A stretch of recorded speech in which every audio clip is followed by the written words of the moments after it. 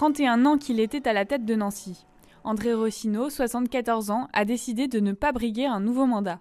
Il y a un moment où l'usure du pouvoir, elle est là, on ne peut rien faire. Je pense que ça a été probablement l'intelligence d'André Rossino de comprendre qu'il ne fallait pas faire le mandat de trop, mais avant de faire le mandat de trop, peut-être même la candidature de trop. On connaît son dauphin depuis longtemps, Laurent Hénart, un centriste lui aussi. 15 ans qu'il attend de pouvoir se présenter. On a réussi à trouver le calendrier qui a fait que les limites de ma patience n'ont pas été trouvées et que lui a fait les choses, je pense, quand il était en mesure de les vouloir et de les organiser complètement. Pour autant, Laurent Hénart reste sous contrôle. Les deux hommes ont passé un accord.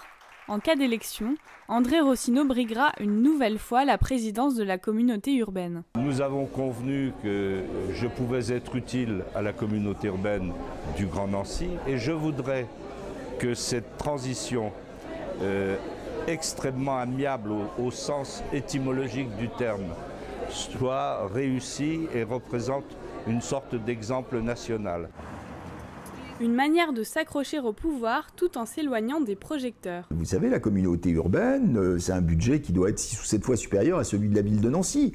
On peut dire, et sans se tromper, que le pouvoir, il est plus à la communauté urbaine qu'à la ville. Une manœuvre qu'il justifie par son carnet d'adresses et un bilan positif. Mise en avant du patrimoine, rénovation de la place Stanislas ou encore augmentation du nombre d'habitants. Quoi qu'il en soit, le Parti socialiste compte bien sur cette passation de pouvoir pour prendre la main sur la cité ducale. Je crois que les gens n'ont pas envie de mandats qui se transmettent. Les gens ont envie d'une vie démocratique, ont envie de choisir, n'aiment pas se faire imposer les choix. À droite depuis la Seconde Guerre mondiale, Nancy pourrait bien connaître l'alternance.